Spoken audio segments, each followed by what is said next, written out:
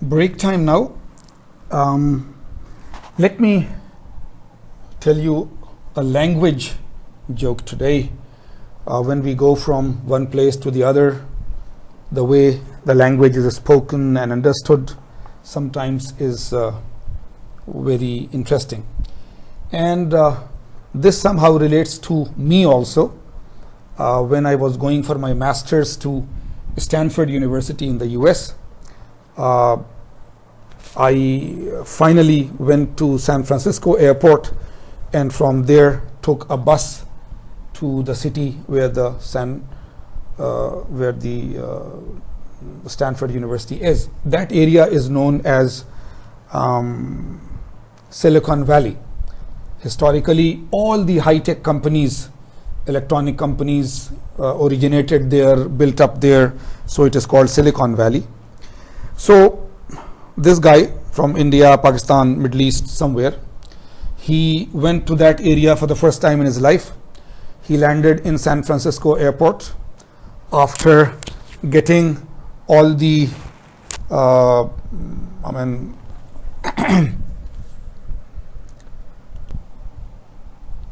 after getting his luggage, this, that, he went out of the airport. Now he's going to the taxi stand and he's saying that, can you tell me how to go to San Jose? They said, what? I want to go to San Jose. I don't know. He went to the bus stop. Can you please tell me how should I go to San Jose? No idea, nobody knows. Some normal people who are walking around, can you please tell me, give me directions to go to San Jose? No. Now India, Pakistan, Bangladesh and so on, maybe even here, people are a little afraid of the police. They usually don't approach the police easily. But ultimately he said that nobody is answering me, so let me go to this policeman. He may know. He goes to the policeman. Mr. Policeman, sir, can you tell me how do I go to San Jose? He also doesn't know. He said, everybody told me that I will get off at San Francisco airport and I'll go outside and I will easily get there. How does nobody know? The policeman suddenly had an idea. He said, can you write it out for me?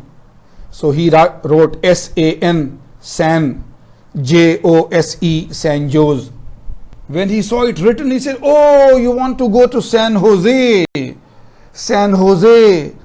So then this poor guy came to know for the first time that Silicon Valley and many other parts in California, because of the Spanish influence from long time ago, in Spanish, J is pronounced as H. We call it Julio, they will call it Julio. So therefore it was not San Jose, it was San Jose. So now this guy knows and he went and so on. But this is now in his mind that this is how they pronounce these things here. After about 1 year and so on, now it is his break time. He wants to go back to his home for a 1 month break. He calls the airline office. At that time it was booking and so on. It was not online. So he said that I want to go on this and this, and they said, okay, very nice, we can definitely do a ticket for you. But tell us the dates, because depending on the dates, the ticket are low. So then he says, any time in Hunhulai. He said, what? He said, any time in Hunhulai. Break finished.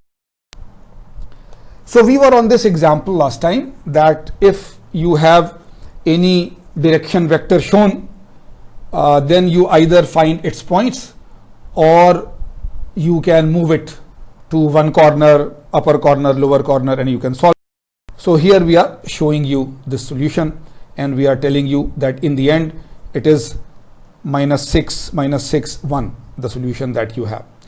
So, right, so now we have done lots of practice, how to change the origin, how if there is a fractional number multiplied by the highest number, everything becomes full whole number, how to move it parallel to reach a corner, and so many other ways. Let us now move to planes. Planes. I told you 0 dimension is a point, 1 dimension is a line, 2 dimensions is a plane. So when we want to define planes on a crystal, so again it is a cube, the top plane, the bottom plane, the right plane, the left plane, do we cut somewhere inside? So some scientist, Mr. Miller, he started this naming business for planes. So this was called Miller indices. Miller indices. So let me directly go to the figure, and there I will explain it to you. Okay. So rather than doing it here, let me go and get you an example directly, then you can read. So for example, these are your examples, right? These are your examples, one plane here, one plane here, one plane here. So let me take one plane at a time, as I told you, one plane at a time. So now you think, right? You pause, you think, you look at this figure. Now remember, when we were writing coordinates for points, it was x comma y comma 0, and it was in parentheses like this. These are parentheses. When we were writing vectors, direction indices, then it was brackets, the rectangular ones, and there was no comma in between x, y, z. So again, we have no comma in the x, y, z, but this time we are back to parentheses. We are back to parentheses. So if there was comma here, then it would be a point coordinate. If there is no comma, x, y, z, and in parentheses, then these are the Miller indices of a plane. So now tell me that this is the plane. How do you think the Miller indices are 1, 0, 0? Try to think of something. Okay? Try to think of something. Why it is like this? Let me show you all the three answers together, right? You decide. You don't go further. Just see that for this plane, it is 1, 0, 0. For this plane, it is 1, 1, 0. And for this plane, it is 1, 1, 1. These are the Miller indices, the x, y, z for the planes. So pause it here. You can look at this slide. Don't go into the lecture further. Don't go into the video further. And try to come up with a reason that if this is 1, 0, 0 and this is 1, 1, 0 and this is 1, 1, 1, then what is the reason? How are they giving this number? So again, as I always tell you, if you really think, if you turn your bulb on, the mental bulb, then you will think for 1 or 2 minutes, oh yes, Eureka, I got it. You know the history of Eureka, right? Archimedes, when he finally found the buoyancy formula and so on, how to find pure gold or not pure gold, then in his language, oh, I found it, I got it, it is Eureka. So you think on it, pause my lecture, and once you are sure that you have got the right reason why it is 1, 0, 0, why it is 1, 1, 0, why is it 1, 1, 1, then you say Eureka and then you come back. Okay? So now let me tell you, you have finished the pause. What are we doing? We are trying to find out where this plane intersects the axes. This is the only thing. That's it. Where it intersects the axes. For example, this plane, it cuts at 1 in x, and it does not cut anywhere else. So for y, it does not cut. This plane is parallel to y, this plane is parallel to z, right? So it cuts x in 1. So there is this number 1. This plane, it cuts x in 1 and it cuts y axis in 1. But it does not cut the z axis. It is parallel to the z axis. So it is 1, 1. 1 in x, 1 in y. This plane, it cuts x at 1, y at 1, z at 1. So 1, 1, 1. Right? So if you had guessed it yourself, you should be really happy that I got the correct answer. The real thing is that this is what we do. The first step in finding the Miller indices for any plane, look at the plane, see where it cuts or intercepts the axes x, y, z. Write down those axis interceptions. So for the first case A, you write 1, that this is the x-intercept. What is the y-intercept? Where does it intersect y? It does not. It is parallel to it. So if you go to infinity, then it will cut y. So for y, write infinity. For z, write infinity. Do you understand? We want to write the number of where the plane cuts or intercepts the axes. In example A, the plane cuts only the x-axis at 1. So you write 1 in the intercept.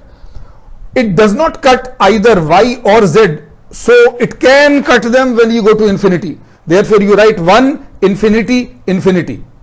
This is the first step. Write the intercepts for the three axes. Second step, invert it. Write 1 upon that, 1 upon that, 1 upon that. So 1 upon 1 is 1. 1 upon infinity is 0. 1 upon infinity is 0. So you get the final number. You get the final number of the Miller indices for the plane. So this is how you do it. Let us do it for this one, but separately. So again, what are the intercepts? X 1, y 1, z infinity. So you write 1 in 1 and infinity, and then when you invert them, 1 upon that, 1 upon 1 is 1, 1 upon 1 is 1, 1 upon infinity is 0. So you get 1 1 0. You get 1 1 0. Is the simplest, though it is a complicated plane to draw, but intercept 1, intercept 1, intercept 1, inverse of that 1 1 1 is also 1 1 1. So this is right. So this is the basis of how do you find the Miller indices of any given plane. Look at the plane, see where it cuts or intercepts the x and y and z axes, write the numbers of the intercepts, then invert those numbers and they become the plane numbers. Let us do one more example. Don't look at the numbers. Don't look at the numbers. Look only, yes, where they are. So x-intercept is 1 by 3. X-intercept is 1 by 3. Y-intercept is 2 by 3. Y-intercept is 2 by 3. And z-intercept is 1. Okay. So first step, write the numbers 1 by 3, 2 by 3, 1. 1 by 3, 2 by 3, 1. So just as we did for direction indices, if there are any fractions, try to remove the fractions. So you are dividing by 3, multiply by 3 all the numbers. So this multiplied by 3, this multiplied by 3, this multiplied by 3, right? And so on. Okay? Yes or no? The x-intercept is 1 by 3. The y-intercept is 2 by 3. The z-intercept is 1. Okay? So you do this, and then after intercepting, you invert them and so on. Okay?